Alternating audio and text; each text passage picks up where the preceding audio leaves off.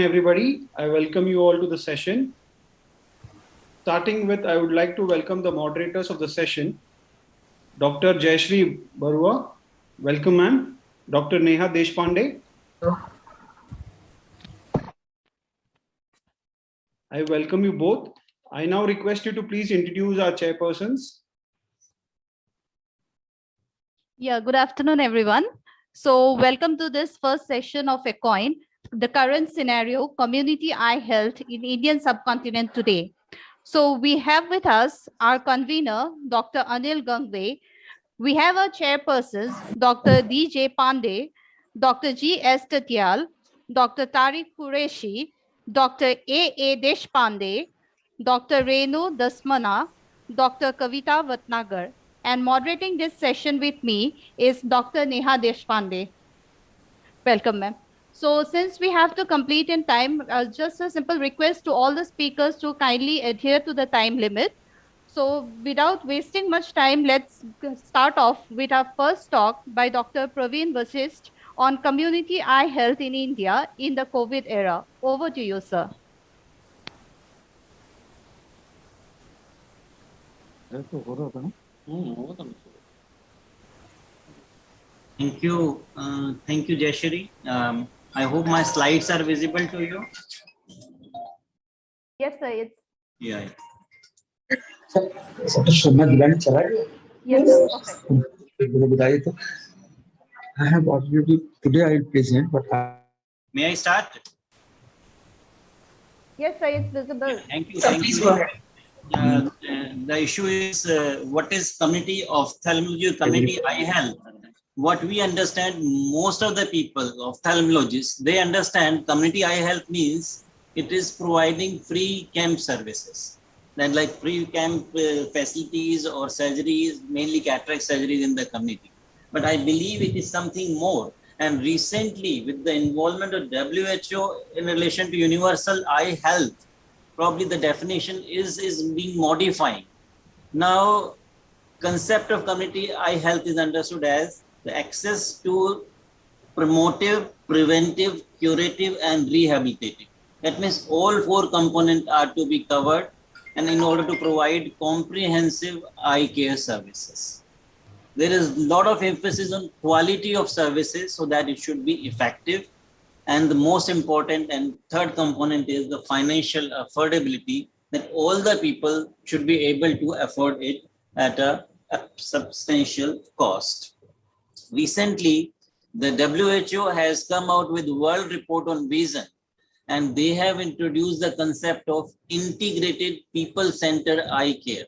It basically refers to eye care services that are managed and delivered to assure a continuum of promotive, preventive, treatment, and rehabilitative services against the spectrum of eye, all the eye conditions, whether it's cataract, it is refractive error, DR, or childhood blindness, everything, all components should be there, and it should be coordinated across different levels, primary, secondary, and tertiary levels, beyond the health sector also. So it should be integration within the health sectors and beyond health sector, whether it is education, whether it is Ministry of Social Justice Empowerment, or whether it is water and sanitation departments, all should be integrated together. Then if we have to understand that key concept, key areas for community eye health at this stage, the first and foremost is basically integrated primary eye care, including the community level primary eye care services. And for primary eye care, we understand that it is actually the vision centers. We assume that there should be primary eye care services through integrated vision centers or for every 50,000 population. But I'm very sorry to say that we have targeted that we should have 20,000 vision centers in the country. And even at this stage, we just have around 4,000 vision centers. So this is a need to take care. For community eye care services, which WHO is emphasizing most, probably we need a comprehensive healthcare worker like ASHA workers. There are 1 million ASHA workers in our country, and they need to be trained in eye care so that they can be a messenger for eye care services at the community level, creating awareness and everything. One area where Government of India has worked very hard is providing services through health and wellness centers, integrated services where eye care is also one of the components, and they are targeting 1,50,000 health and wellness center by the year 2022, and we are in process of achieving that. Awareness generation. I have seen National Program for Control of Blindness. Since 1976, this has been kept an important objective. But if we see the demand generation in the community as an indirect tool to assess awareness generation, then probably we are far behind. Still, the NGOs, they need to conduct eye camps to get patient into hospital. And actually, we should have such kind of awareness that people should generate demand themselves, and there should be a waiting list instead of we are going community and expecting patient to come for even cataract surgeries. Forget about general local NGOs. It is even RP Center, which is Apex Eye Care Institute, who provide free phaco surgeries, including all services totally free, of course. Still in summers, our beds are lying vacant. This should not happen if there is a good awareness and demand seeking in the community. That's one area. The third area where WHO and all other agencies, they give emphasis is equity, whether it is equity among male and females, whether equity for providing services to children or elderly population, or according to socio-economic status, or the disabled population. The visual impairment itself is a disability. So providing special services to other disabilities and all kinds of facilities like physical disability, locomotor disability, they should also be served equally. And again, urban rural, we have a strong gap. We say 70% population is in rural area, whereas 70% services are in urban area. So all these equity issues need to be covered. Only then we can say that we are providing good community eye health. Then effective referral practices. Without good referral linkage, probably the work at the community level by the ASHAs, etc., or even at the vision center is a wastage. We should have very good integration for referral practices between primary, secondary, and tertiary level, along with the feedback system. Then it's a very, very, very broad group. This is treatment, integrated, accessible, quality, and affordable services, whether it is cataract, refractive error, pediatric eye disease, diabetic retinopathy. I would like to emphasize that recently WHO has come out with two important indicators that need to be achieved by 2030. That is effective cataract surgical coverage and effective refractive error coverage. We have conducted National Blindness Survey. We were very proud that as for 3/60, our coverage for cataract is 93%. But we actually calculated effective cataract surgical coverage, which include quality component and also visual acuity improving to better than 6/12. This coverage is just 31% in our country. 31% effective cataract surgical coverage.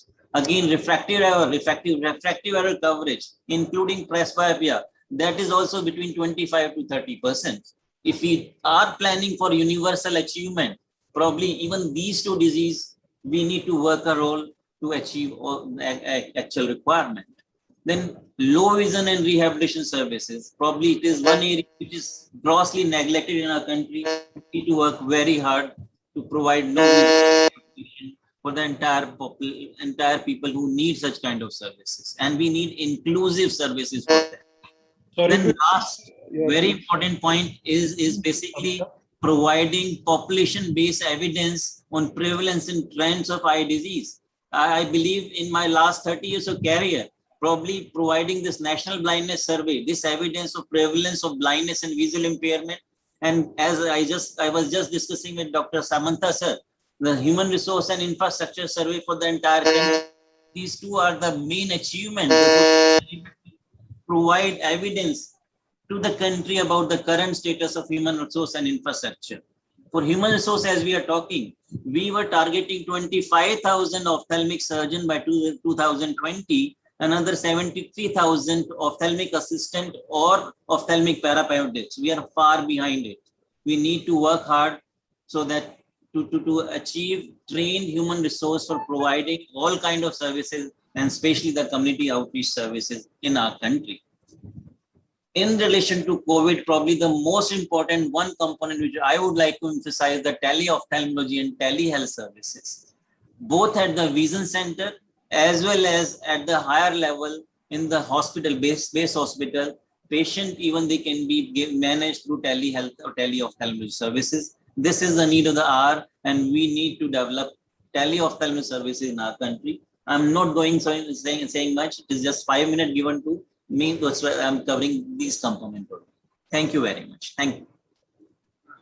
Thank you so much, Dr. Praveen Rashid, sir, for giving such a good, wonderful insight on the role of community eye healthcare area. We definitely have a long way to go, and we'll take up the discussion at the end if time permits. May I call upon the next speaker, Dr. Ankur Srivastava, to speak on basics of eco-emulsification. Do we have Dr. Ankur with us? Dr. Ankur? I don't think so. He is already there in the list of the attendees. So I think we should go ahead with the next speaker. Yeah. As soon as he attends, then we can give him the opportunity to speak. Yes, that's fine, ma'am. Dr. Ikra Ali, I don't think Dr. Ikra Ali is also there. I am here. Oh, you're there? Okay, Yeah. okay. So we have the next talk by Dr. Ikra Ali on visual outcome of combined intravitreal bevacizumab and triamcinolone acetate in persistent diabetic macular edema. Over to you for the presentation. Thank you, ma'am.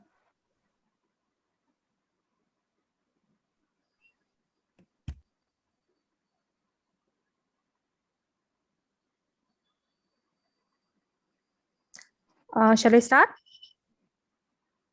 Yes, please, ma'am.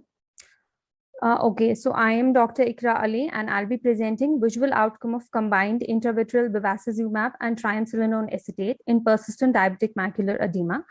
Diabetic macular edema is the most common cause of visual loss in those with diabetic retinopathy and is increasing in prevalence globally. The prevalence of diabetic macular edema with diabetic retinopathy is 2.7 to 11%, and it depends upon the type of diabetes and duration of disease. But for both type 1 and type 2, after 25 years duration, it approximates 30%.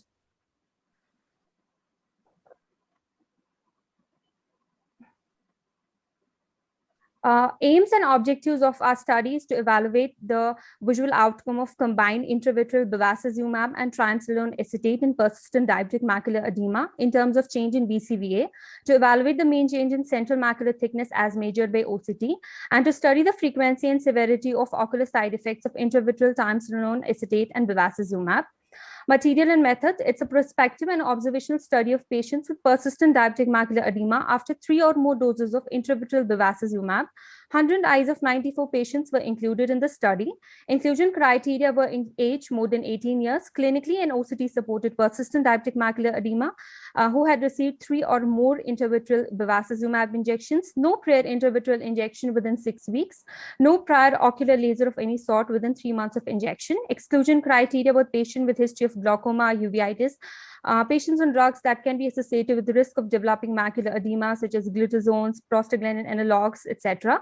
Pre-injection clinical variables include best corrected visual acuity, SLFM examination, dilated fundus examination, intraocular pressure, and central macular thickness as measured by HD OCT. Before the injection, all the risks and benefits were explained to the patient, and written informed consents were obtained. Follow-up was done at 1 week, 1, 3, and 6 months. Clinical endpoints included BCVA, intraocular pressure, and central macular thickness as measured by Zeiss Series HD OCT. Mean was used for description of quantitative data and percentage for qualitative data. Univariate analysis such as chi-square test and Fisher's exact test was used to compare the qualitative data. Appropriate statistical tests like t-test, z-test, and ANOVA were used. Analysis was carried using SPSS software. A p-value of less than 0.05 was taken as statistically significant. So these are the results of our study. The mean age was 58.3. 67% of the patients were male and 27% were female. 52% of the patients had HbA1c less than 7. 48% of patients had HbA1c greater or equal to 7. 50% of patients were on combined oral hypoglycemics and insulin. Most of the patients had moderate diabetic retinopathy, followed by severe, very severe, low risk PDR, high risk PDR. 78% of the patients had spongy macular edema and 28 had cystoid macular edema. 47% of the patients in our study were pseudophakic, 41% had clear lens, 10% were having NS1 to 2, and 2 had PSC. There was a statistically significant difference in the visual acuity at baseline, 1 month, 3 months, and 6 months, respectively. There was also a significant improvement in CMT during the follow-up period. This is a line chart of visual acuity at baseline and then at 1 month, 3 months, and 6 months. This is a line chart showing central macular thickness at baseline and significantly improving at 1 month, 3 months, and 6 months. This is a line chart showing intraocular pressure from baseline to 1 month, 3 months, and 6 months.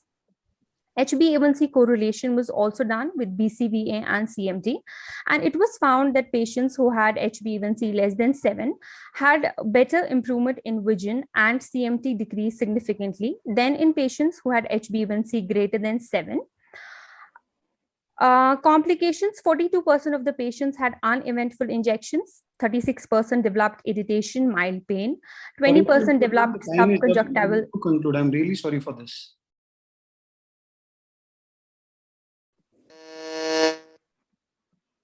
Okay, so I'll conclude. You can just give the conclusion, ma'am. Okay, so the outcome of our study revealed that combined intravitreal triamcinolone acetate and bevacizumab was safe and effective in persistent diabetic macular edema. It improved anatomic and functional outcomes in patients with persistent diabetic macular edema. Thank you so much. Thank you so much for that wonderful presentation. Next, I call upon Dr. Sanjeev Mittal to kindly present on current scenario perspectives of community eye services for the masses. Over to you, Dr. Sanjeev. Is my presentation visible to all? Yes, sir, it is. Is it visible? It's visible, sir. Okay, thank you. Good afternoon. So can you just go to the slide mode? Yeah. Yes, sir. So the topic is perspectives of community eye services for the masses. The relevance is that the eye health has profound implication for all aspects of life. As the life expectancy is increasing and the lifestyle changes, the number of people affected is set to grow substantially. And critically, 90% of the people living with vision loss reside in low and middle income countries. The economic impact of visual impairment is considerable. The prevalence, we know that is 1.1 billion people who are living with untreated vision impairment as per the data of 2020, and which is expected to grow to 1.8 billion by 2050. And 90% of the vision loss could be prevented or treated with existing highly cost-effective interventions. So thus, I just brought this slide to emphasize that the community-based ophthalmic services, how important they are actually. So if you just compare with hospital-based ophthalmic care with all subspecialties, and vis-a-vis community-based services, outreach at mass level, treatment in remote areas, screening, health education, teleophthalmology, so it outweighs it. And there are benefits to the community, like the approach of healthcare services to patients' doorstep, screening of patients and school children who are otherwise missed and at times may land up into blindness, and the awareness amongst the public. It's not only the community, even the doctors are benefited, like we are able to focus on visually disabling diseases. And we, in the medical colleges, faculties particularly, they are getting their residents oriented. It's the need of their orientation. And we are able to expose them to research methodology, interpretation, and presentation of data from the community. And not only that, the soft skills are enhanced if the residents, they participate in community health care. And this inculcates a spirit of teamwork amongst them. So the model of community eye care delivery in India it's all in the form of general eye camps. And it may be just a fixed primary eye care facilities like an hub and spoke model, like we have base hospital and peripheral centers. Then a mobile primary eye care centers. And then the teleophthalmology has really changed it. and made a lot of additional advantages to it. And we know the types of camps are the outreach. They are single specialty camps, multiple specialty camps, mega camps, base hospital based camps. And how this has a good impact on the society. This is just an example to show, just by distributing free spectacles to the community if they require, suppose in the school screening programs or otherwise also, it reduces road traffic accidents, it enhances learning in children, prevents amblyopia, it slows the onset of cognitive decline and dementia among elderly people who are struggling with poor sight, and freedom from morbidity. Thus, in general, if you see, we are improving the economy of individuals and the country. So this is the impact of like this community care. And the focus areas are on cataract, glaucomas, like in the screening of awareness and education, refractive errors, school screening programs, diabetic retinopathy screening camps, and the corneal blindness programs. This is I just shared with our all departments participation, like a mega eye camps in Netrakumbh, Prayagraj in Uttar Pradesh, 2019, and Netrakumbh, Haridwar, where all free spectacles were distributed. And so many people, like 1.5 lakh people in the 2019 were benefited with only just by spectacles, apart from the surgical procedure. And this year in Netrakumbh, Haridwar, 50,000 spectacles were distributed free of cost. So what is the carry home message? We as an individual ophthalmologist can participate for this social cause. Spare at least 1 day per week from your routine work for the social service. Hold a monthly camp on a fixed date at peripheral area, which is a very effective. And later this center may be converted to as a satellite your hospital or a vision center, depending upon whether you are in private sector or you are in the government sector. Devote your time, free of subsidized some services, educate the people. It's our duty. And collaborate with local clubs or social organizations, which will help you. Thank you very much. The purpose of this topic was just to highlight why the community ophthalmology services are important, or even for when we are practitioners or even we are working, we should not look it as a downgraded thing. It's very important for the society. Thank you very much. So well said, Dr. Mittal. A very wonderful carry home message for us, all of us. May I next call upon Dr. Anand Saxena to speak on diabetic retinopathy and overview.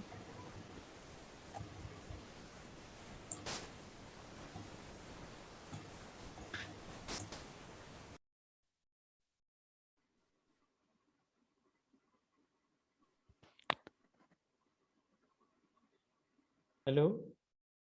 Yes, sir. I am audible. Yeah, it's audible, sir. Slides are visible. Slides are visible. Just convert it into a slideshow. I'm just presenting an overview for the early detection of diabetic retinopathy, especially for the ophthalmologists working in the community areas, in the rural areas. So, why it is important? Please go to slideshow mode. Yeah, it's coming. No, sir, you need to click on slideshow, sir. The icon is there. Yeah. Right, left. Just a minute. Yeah. Next. Yes, sir. Okay. Yes, sir. Perfect. So why it is important? As diabetic does not cause any noticeable symptoms in early stage, therefore it is usually diagnosed through a diabetic eye screening test or diabetic eye screening camps. So when to examine a diabetic in cases of type 1 diabetes at the time of detection of diabetes and yearly after 5 years of the diagnosis, and in case of type 2 diabetes at the time of detection on routine eye checkup whenever they come for eye checkup, once in a year in normal cases, 6 monthly or more frequently in cases of background diabetic retinopathy, immediately in case of any symptoms like floaters or curtain-like objects, sudden diminution of vision, blurring of vision, eye ache with halos. In such conditions, we should see immediately and don't wait for the next appointment. So counseling is very important, And first counseling should be done by the physician treating the diabetes. The doctor is the first person should counsel and tell the patient that the diabetic retinopathy is some problem is there, which can lead the blindness to patient. It can be done by the trained counselor at the ophthalmic center, and in each and every visit to keep always remind the patient to keep a strict control on blood sugar, blood pressure, lipids, as there is no cure of diabetes, and similarly there is no cure of diabetic retinopathy as well. The target to slow down the process to prevent the blindness. The screening is the best way of the awareness. So personal counseling should be done with every screening, and its results may show no presence of any retinopathy, background retinopathy, treatment not required where to watch in a background diabetic retinopathy, take the just color photo for the follow-up, and further investigation in advanced cases of BDR or doubtful proliferative diabetic retinopathy, as in such condition, the treatment is required. So examination, one should do the complete clinical examination by the ophthalmologist. We should record the corrected visual acuity for distance and near separately in each eye and with pinhole, and especially for the near vision separately in each eye. So it gives information regarding the macular condition, slit lamp examination for the cornea, pupillary reaction, iris pattern or presence of rubeosis, and color of cloudiness of lens. See, a slit lamp picture of the rubeosis is very important. Any general ophthalmologist in the rural area can pick up it because of it. Of course, it is a very advanced cases, but it is a treatable and should refer to higher center immediately. Gonioscopy, if possible, in the rural areas, one should do at least in all suspected cases for angle, as they need frequent dilatation in the diabetic cases for presence of neovascularization in angle. Tonometry as diabetic has more risk of glaucoma and risk of neovascular glaucoma also. So fundus should be examined in every visit, and the preferably by indirect ophthalmoscope. And if there is retinopathy, the further investigation should be done. That include color photos for the documentation, OCT of the macula, fluorescein angiography, perimetry in suspected disc, and documentation is very important for the follow-up in all such cases.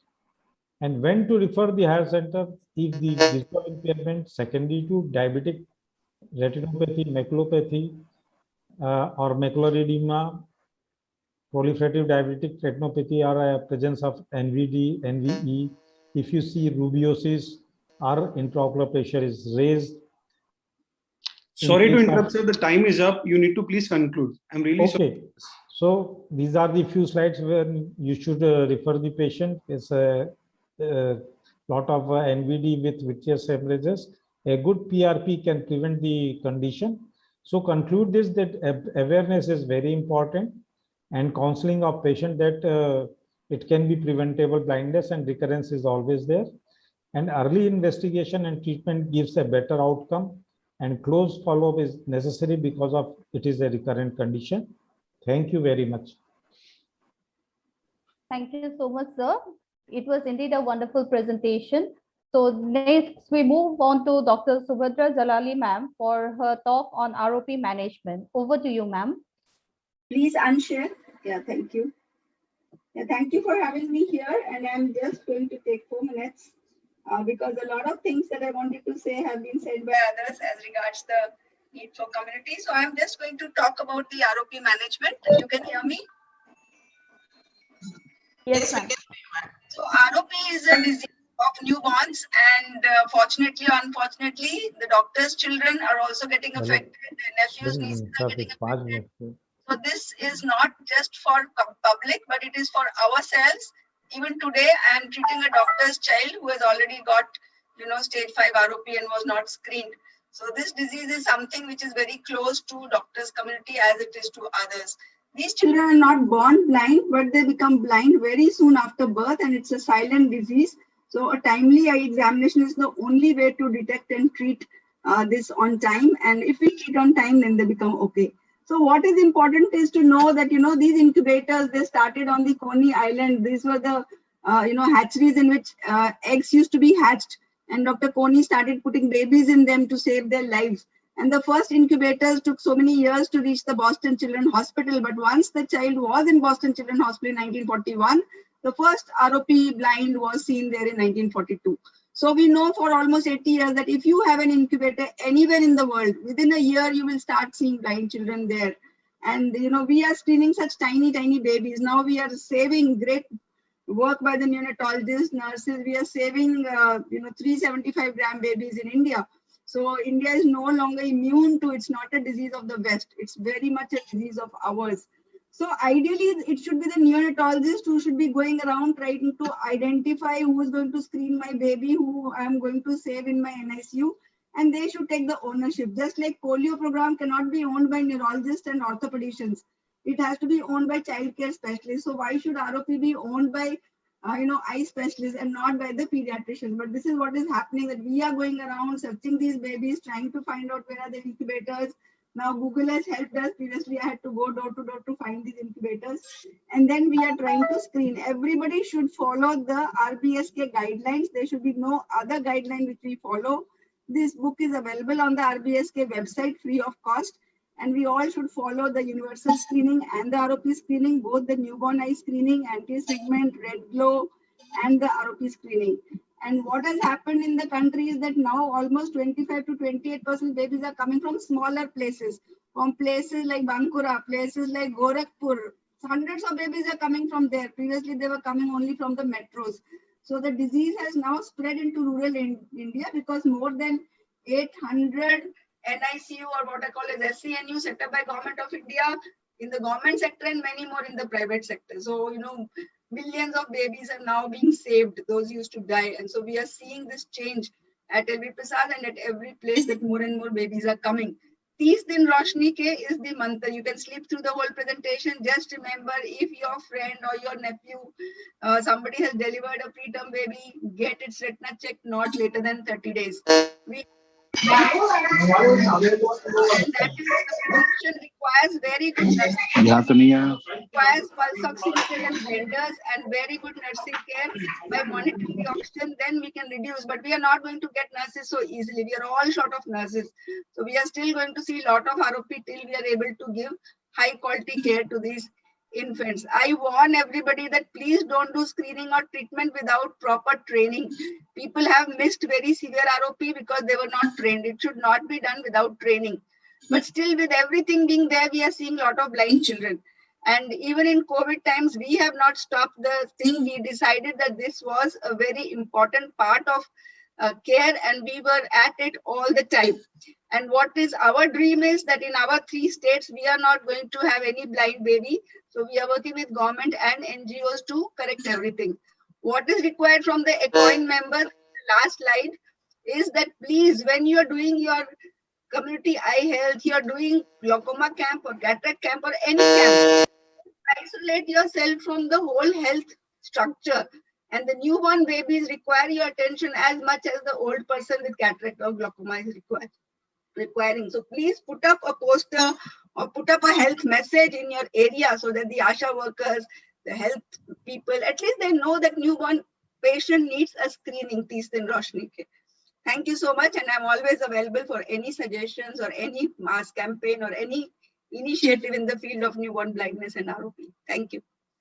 Thank you so much, Thank you, madam. And it's always so nice to hear from you and discussing on such an important topic. Wish we had more time, but since we don't have the time today, we have to start with the inauguration. I think we'll have to conclude this session. But before concluding, can we just have a quick remark from any of our chairpersons or Dr. Shamanta sir? Any quick remark just for a minute, maybe?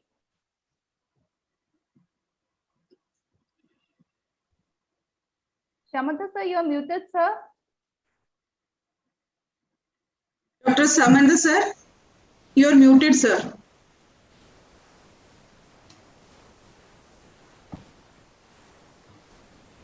You need just click the unmute button?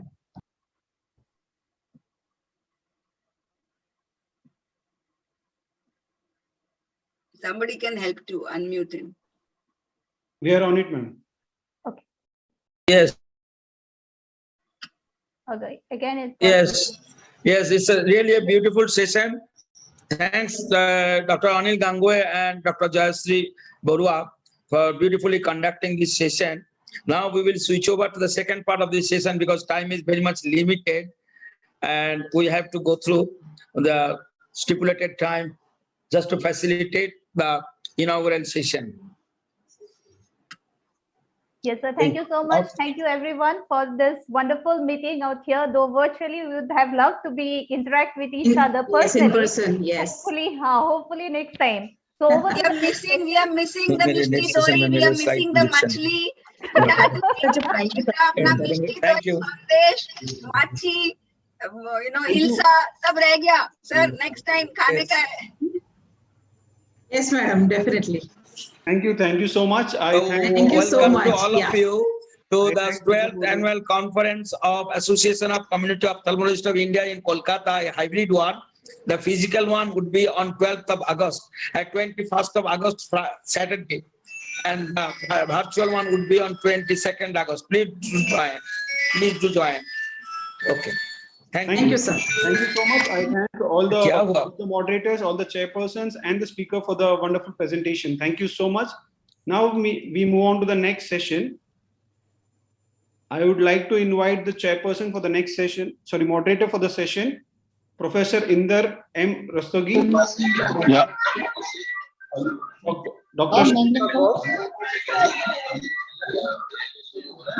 Dr. Daki Sherpa.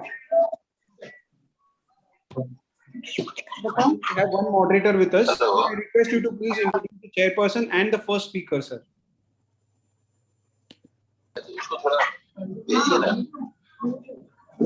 Yeah, myself, Dr. Rastogi, welcome all.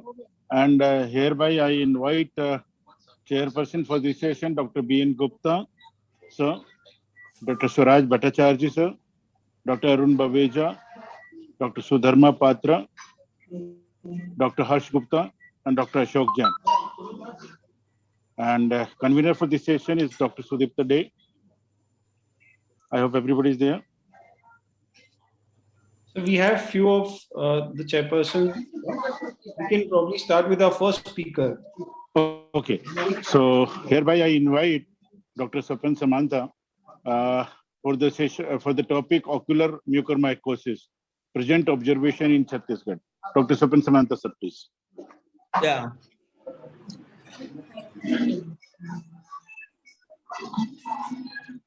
afternoon.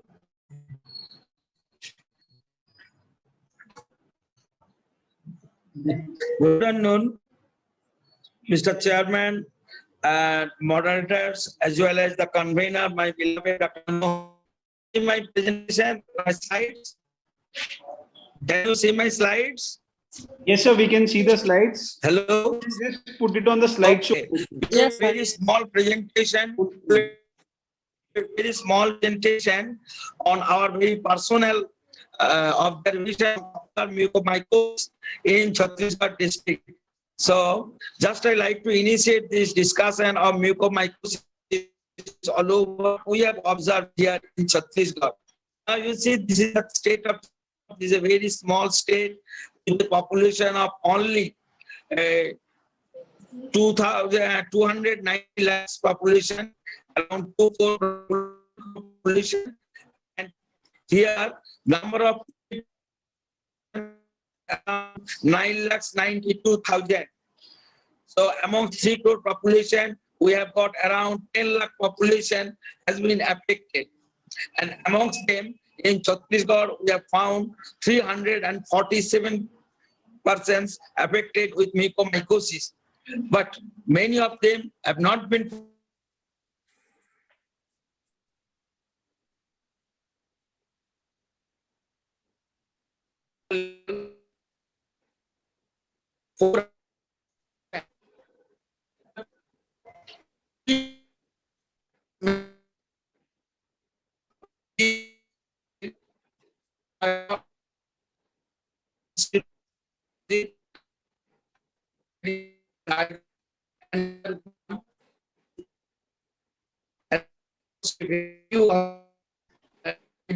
Chhattisgarh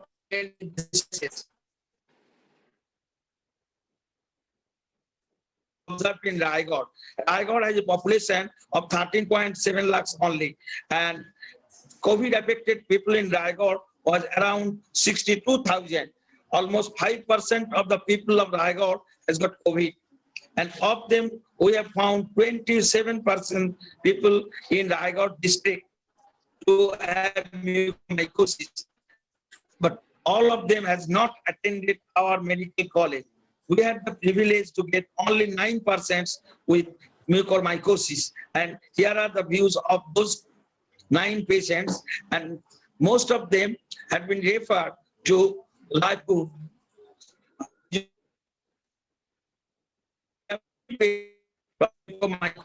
Two in our hospital and one on the way to the hospital.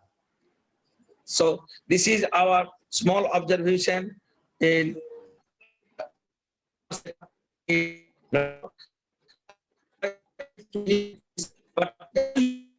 what we have seen that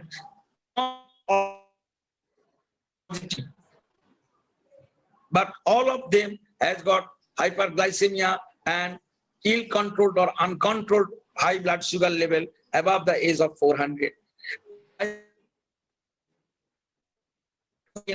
Dr. Jasdeep Singh Sandhu of Punjab, who found out about 6 patients with ophthalmoplegia without any COVID in this COVID era who have got uncontrolled high blood sugar level. Thank you very much for your observation, and I am sure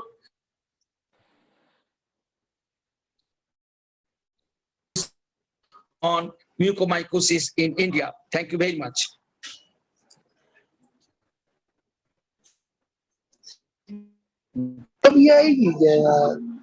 Hello.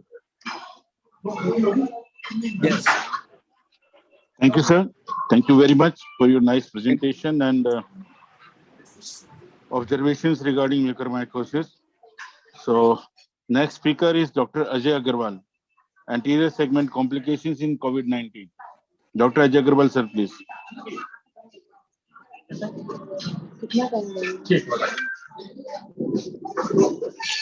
We'll be giving 3 minutes to the inauguration of 525. We are giving 3 minutes to each speaker. Thank you so much. Excuse me, sir, but 3 minutes are too less. The session was divided as per 6 minutes per talk. Complete a Right 6 now, minute we are talk being in 3 updated minutes. as the hall will be starting at 5:25. This link will be down. So that's why, sir, we have to 3 minutes. I'm really sorry for the inconvenience. Just have to rush it down the slides. Yeah. You've got some time, I think, madam. Dr. Ajay Agarwal, please start.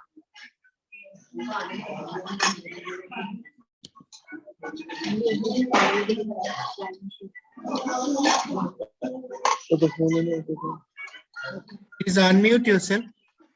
I have unmuted, but the host is muting me. This is what is happening.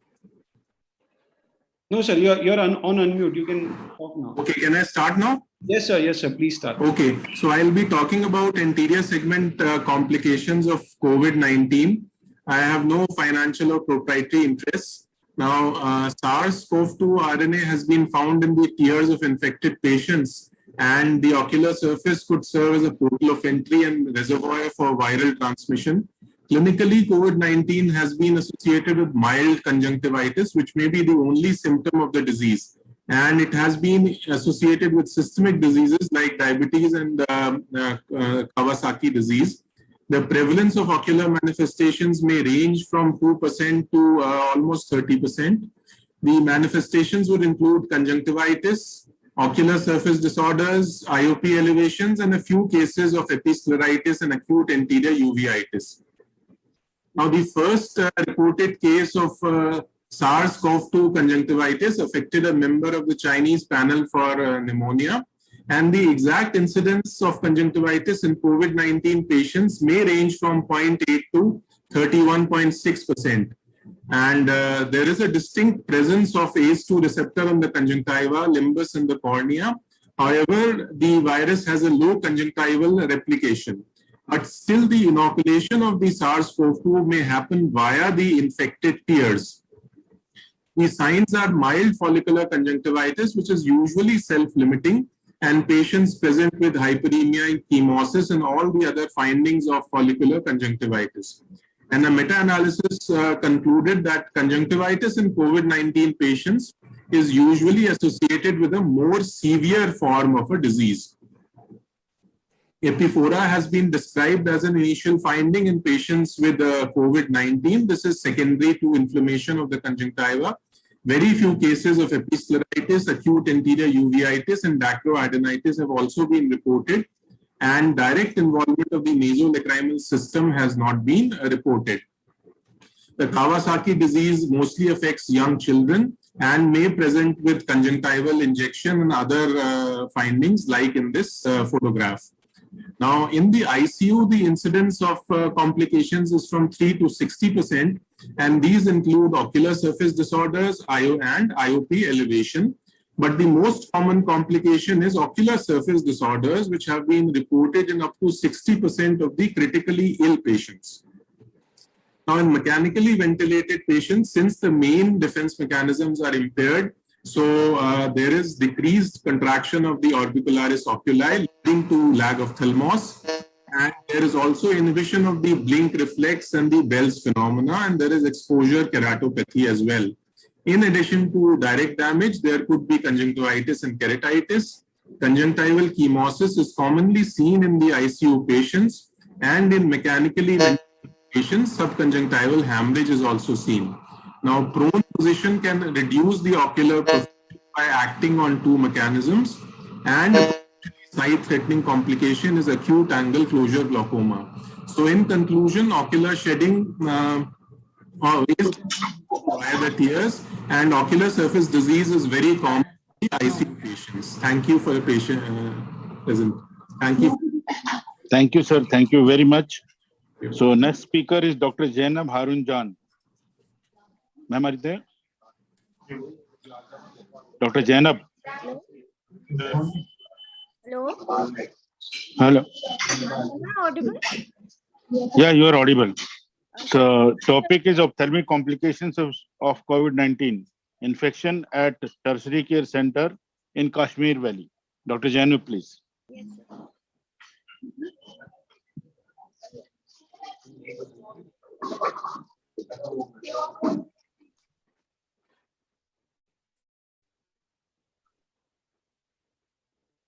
So the topic of my presentation is ophthalmic complications of COVID-19 infection at a tertiary care center in Kashmir Valley. Coronavirus or COVID is caused by severe acute respiratory syndrome coronavirus 2, which started in Wuhan, China, December 12, 2019. It was declared as a pandemic on March 11, 2017. That is a natural reservoir.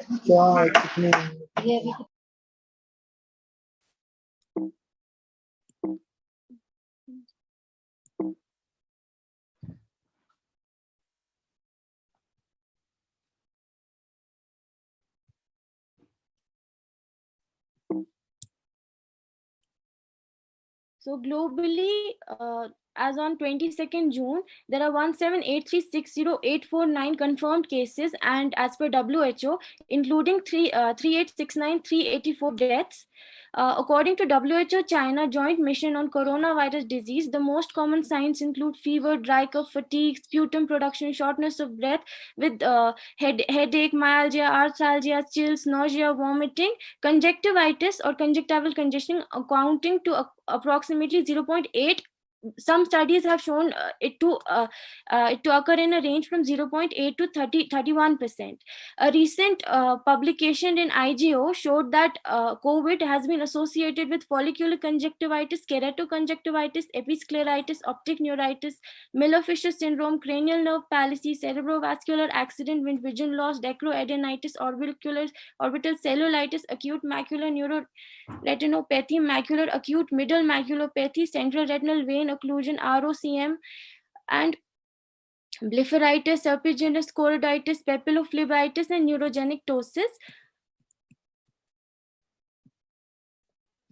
The aim of our study was to study the ophthalmic manifestations and complications of COVID-19 infection in hospitalized patients at a tertiary care center in Kashmir Valley. It was a cross-sectional observational hospital-based study. 500 lab-diagnosed COVID-19 patients were examined above the age of 15 years, and demographic, clinical, and radiological data was obtained from the patients. We included all the lab-diagnosed COVID-19 patients with mild to moderate COVID-19 disease. Our study included 25 patients age 64 years. Females contributed 270 to the group, and males were 240. Hypertension, 204 patients showed hypertension, diabetes 220, likewise hyperlipidemia, cardiovascular disease, CKD, respiratory disease, and CLD all were studied. We found that fever was present in 41 patients who showed congestion, cough in 40, sore throat 41, fatigue 46, shortness breath 20, nasal congestion 19, and headache in 21 congestion. So out of the 500 patients we studied, we found congestion in about 51 patients, and the mean duration of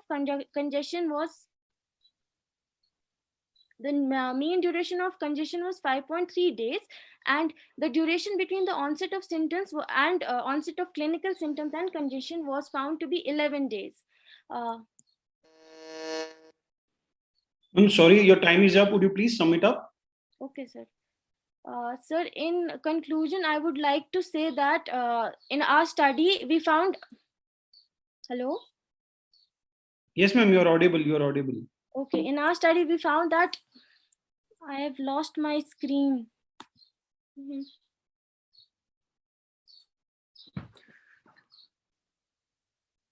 Did you?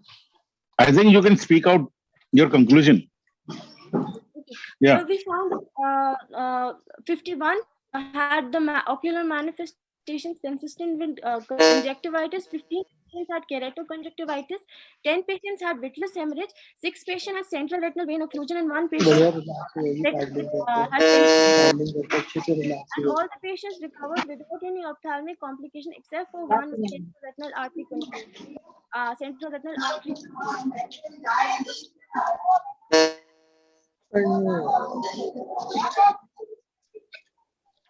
Hello? Yeah. Are you done?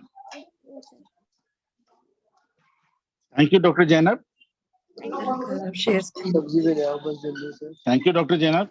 Thank you. So the next speaker is Professor Urmil Chawla, who is going to present the profile of mucormycosis patients of Haryana.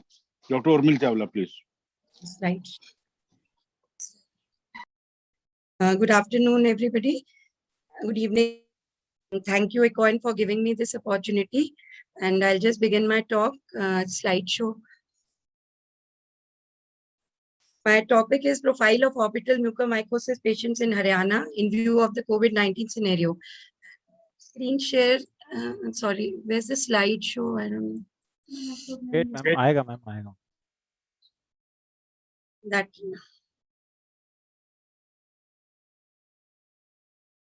One second.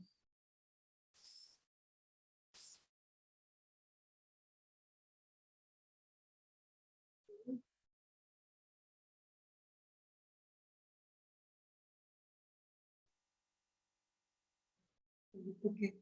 Slide share.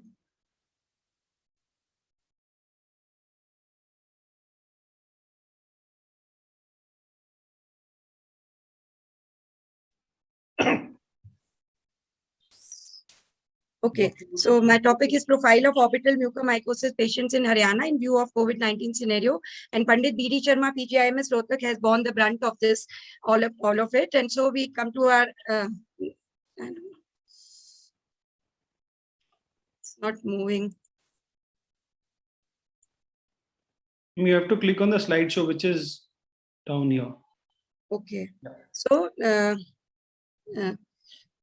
the country has reported more than 30,000 cases and over 2,000 deaths by mucormycosis so far. And profile shows that disproportionately Gujarat, Madhya Pradesh, Haryana and Telangana have faced the brunt. Out of Haryana, the districts which are more affected had been Gurgaon, Hisar, Faridabad and Rohtak also because of PGI here. As we see on 14th May, we had 27 cases, and right after 1 month, on 14 June, we have 1,300 cases, and the death toll also seems to be 37 cases in around first week of May and has gone up to 124 cases. In Rohtak, we have 254 patients right now, COVID plus non-COVID, and I'm presenting a data of 224 patients in the non-COVID wards, which I'm looking after. So considering the vast strength of these patients, a mucormycosis committee was made consisting of ENT, eye medicine, anesthesia, microbiology department. I'll just cover the clinical spectrum, diagnostic and treatment review profile. Age-wise, we have seen that 46% patients were in the age range of 41 to 60 years, and the range was less than 20 to more than 80 years. As far as the gender is concerned, males were more affected, 66%. The male gender more preponderance because of the associated greater severity of COVID-19 in them and greater outdoor exposure in them. Coming to the potential risk factors, oxygen, 73% patients showed no oxygen support, and it was found that contaminated oxygen may not be the driver of infection. Similarly, remdesivir and tocilizumab may not have played the role, but yes, corticosteroids have been malign, and the allegation is not totally ill-founded. In our study, 69% patients were seen to be using the steroids, and irrational and injudicious use of corticosteroids was one of the reasons. The main reason what we found was diabetes mellitus. 121 patients who were newly diagnosed, and 121 patients were the old diabetic uncontrolled, and 69 patients were newly diagnosed, and total 190 patients. 85% patients were showing diabetic status uncontrolled, and the risk of mucormycosis is 7.5 times higher in diabetics than the general population. The RT-PCR status was negative in 47%, while positive had confirmed 53%. And the duration, we found that in 56% of the patients, it was presenting within the 14 days of their COVID recovery, while in 43% it was in more than 14 days. While in 6 patients, Deloitte ROCM was there 3 months post-COVID, showing that at least 3 months we should be taking care of these patients. It can present anytime. Unilateral involvement in 71%, bilateral 4%, and no involvement in 25%. There were multiple features in our presentation. The symptoms which were most common were orbital edema in 40% patients, orbital pain in 32%, also with nasal discharge, loss of vision, proptosis, and ptosis. I'll just go through the patients which presented to us. You can see these patients with facial edema, nasal crusting, palatal erosion, ptosis which was unilateral to bilateral with complete to partial ophthalmoplegia, proptosis, chemosis, tight globe ophthalmoplegia was there. Sorry, sir, please allow me 2 minutes more because I started a little late. Frozen globe was there, then periorbital discoloration, Ishar formation was there. Primary signs, PL negative was seen in 35 patients. Requesting you to please conclude, ma'am. Really sorry. Okay. You have to conclude your presentation. Okay, I'm concluding. Just give me to. CRO was present in 35 patients. Imaging was seen. MRI contrast was done. Staging, it was seen that 61 patients were having PNS plus orbit. The treatment regime that we followed was IV amphotericin. Then this FES was done. You're not allowing me to continue my screen, I think. Stopped. Yeah, ma'am, because the time is up, I guess. I'm really sorry for this. We move on to the next speaker. Okay, then can you please close it? Thank you so much. Next speaker is Dr. Bhavna Khurana. Yeah, I'm not able to share screen right now. She's going to speak on profile of ocular lesions in first and second wave of the COVID. I'm not able to share my screen right now. Your screen is shared. Is it shared? Can you have already done it? Okay. Can we have the next speaker? I'm not able to start the slideshow. Next speaker, Dr. Yeah, So start. I'll be presenting on the profile of ocular lesions in patients with COVID-19, first wave versus second wave. Ocular involvement in COVID-19, the prevalence is known to be 2 to 32% and varied etiology. Coming to the first symptom, conjunctivitis, which was the most common symptom of COVID-19. The first wave of COVID-19 saw conjunctivitis, acute follicular conjunctivitis, more in the early stages of infection, also in the mid stages. In some cases, it was even the first manifestation. So ophthalmologists were at higher risk of infection as most cases were undiagnosed or asymptomatic. Symptoms are mostly redness, foreign body sensation, and tearing. And there was presence of virus in the tears and the conjunctival secretions. Whereas the second wave of COVID-19, there were a lot of chronic conjunctivitis cases also with delayed presentation, average 10 to 15 days presentation after recovery. So ophthalmologists were at completely lesser risk, and blurring of vision was a predominant symptom in comparison to the first wave, apart from the usual redness, tearing, and foreign body sensation. Coming to the eyelid involvement, the first wave of COVID-19 there was eyelid involvement more in the form of blocked meibomian orifice abnormalities and lid margin hyperemia and telangiectasia, and blepharitis, which positively correlated with the COVID-19 status. Whereas the second wave of COVID-19, the eyelids were more severely involved in the form of eschars and necrotic tissue on the eyelids and rhinoorbital mycosis, in the form of more severe preseptal cellulitis, and in the form of varied forms of ptosis, most of the time neurogenic ptosis. Coming to the neuro-ophthalmological manifestations, the first wave of COVID-19 reports said that neuro-ophthalmic manifestations are not common, and at present, isolated case reports are all that we have to build a foundation. Reports also said that cranial nerve palsies associated with COVID-19 have been reported in the literature within a few days of fever and cough onset, most without remarkable radiological features.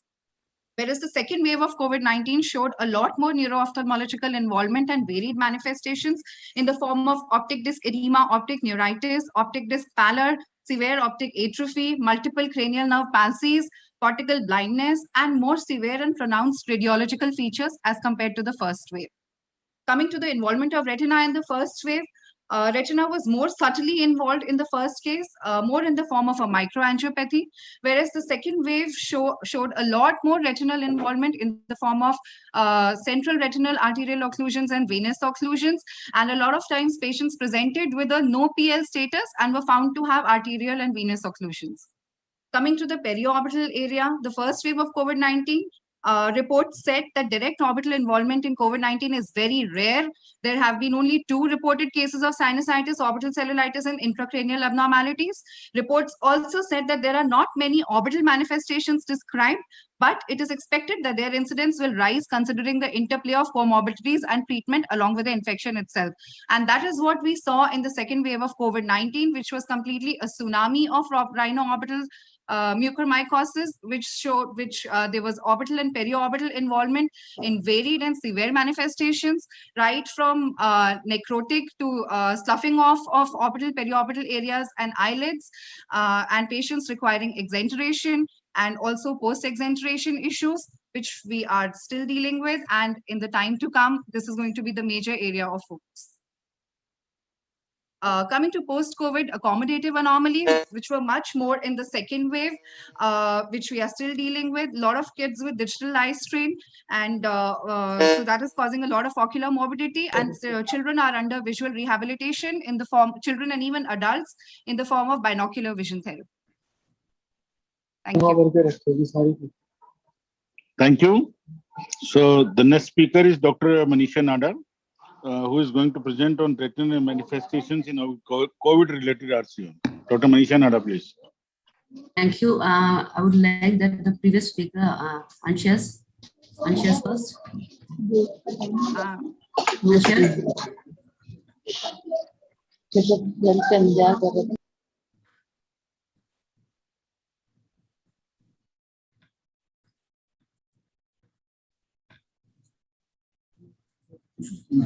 Can you see my screen now?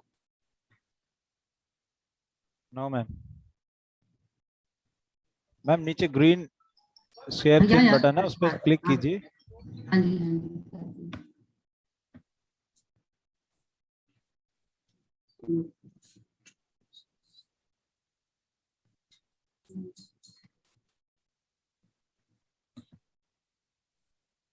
Double click it, Dr. Manisha. Can you see now? Yeah. Can you see my screen? Am I audible? Your screen is not visible. Your screen is now visible. Yes, now visible. Good. Yes.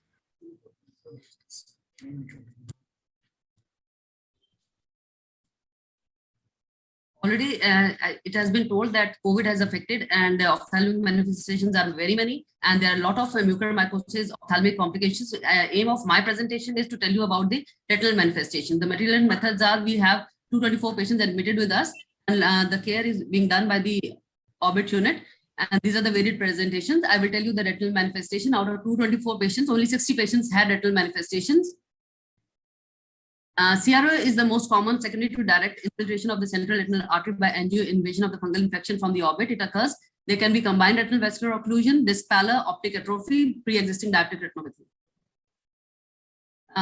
The role is here in the stage 3, where 3C is having CRO as one of the staging feature.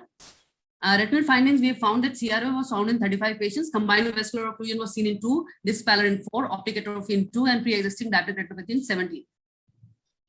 These are few cases. Case 1 had CRO, and the treatment was given, and you can see the picture. The smartphone fundus photography was done, and diffuse retinal whitening was seen with cherry red spot. These are his MRI pictures. This is case number 2, had ophthalmoplegia, ptosis with mild ptosis, and steroids intake and immunosuppressants were not there. And we found that in left eye fundus, it showed a CRO with cilio-retinal sparing, cilio-retinal artery sparing. This is the MRS. Against case 3 also had a CRO. There was a tenting. We can see the tenting of the globe, and here is the cherry red spot. Bilateral FS was done with left accentuation. Case number 4 had combined vascular occlusion with cherry red spot.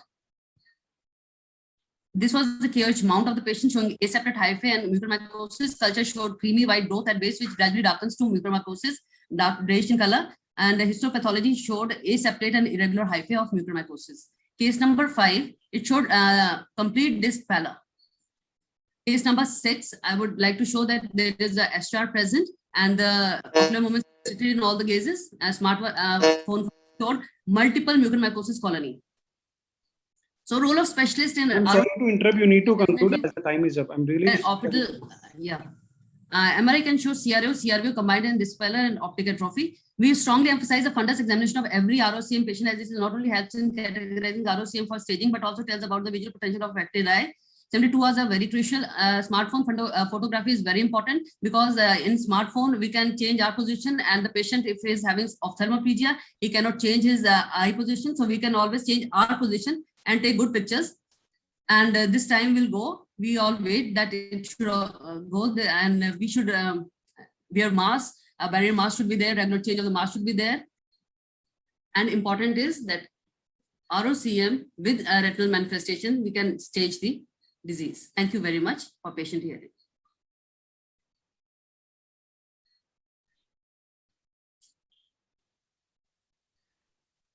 Thank you so much.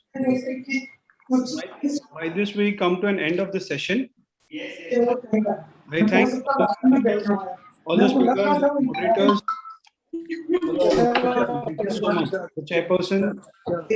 Now we will be heading towards the inauguration. Thank you.